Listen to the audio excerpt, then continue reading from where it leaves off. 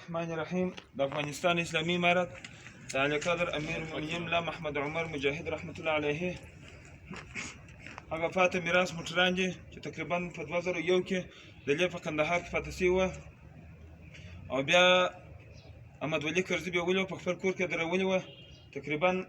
20 کاله وخت د احمد ولي په کور کې تېر کړي دا موټران نو نن د اسلامي امارت مجاهدینو یو محفوظ ځای ته را انتقال کړه د لا زیات معلومات لپاره به د انس څخه پوښتنې وکړو انس دغه موټران په 2001 کې چا راوستلي او په کوم ځای کې ولاړول او په کوم ولایت کې ول بسم الله الرحمن الرحیم دا په 2001 کې ملا صاحب د ملا نقیب اخون تور سپارلي وله نو ترې د ملا نقیب اخون په کور کې ولاړ و چې هغه پرون ما د ملا نقیبي صاحب بوته خپل مرکز ته او دا دوه د احمد ولي کرزي په کور کې ولاړ و چې اوس مې راوسته محفوظ ځای ته د دې ودرول ان شاء الله محفوظ وي او دغه موټران تقریبا تر څو وخت هلته د احمد ولي په کور کې ولاړ وو دا وخت ولاړ چې ملا صاحب د امارت واوښتي ملا صاحب دغه ته ملا نقیب ته تسلیم کړ دا دوه دغه احمد ولي کرزي بولي وه نور درې د ملا نقیب په کور کې ولاړ وو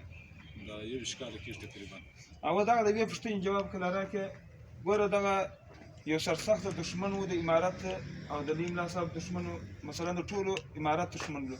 او بیا د دښمن موټر د بل دښمن په کور کې درېدل د مقابل لوري د دې وجه څه وله ولې په کور کې خوندي کړي ولې درولې په دې کې د شخصي غرض درلودی که یا دا د ملا صاحب پر حقانیت دلالت کوي دا د احمد ولي کرزي څه یو نیک دغه نه و چې دی دونه نیک سړی و نه د دوی دغه و دا د ملا صاحب کرامت و چې په خپلو مشرانو خپل دښمن درولي دا د دوی کرامت و بس د الله په فضل باندې خوندي شوي و ولاړ دا خو د ملا صاحب شخصي موټر دی دا ملا ګل اغا خون دی دا خو نو د ده سره و خو نو په دا کې ملا ګل اغا خو سپرې دا بل د ده خپل شخصي دی سیدې الله پاک قدر وکړه ویډیو شاوخوا وګورئ شاوخوا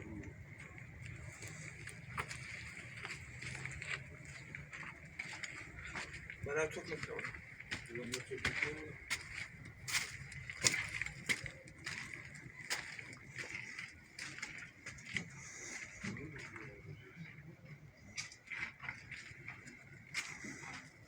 سره وڅرخېږي د نور شامل کړه دا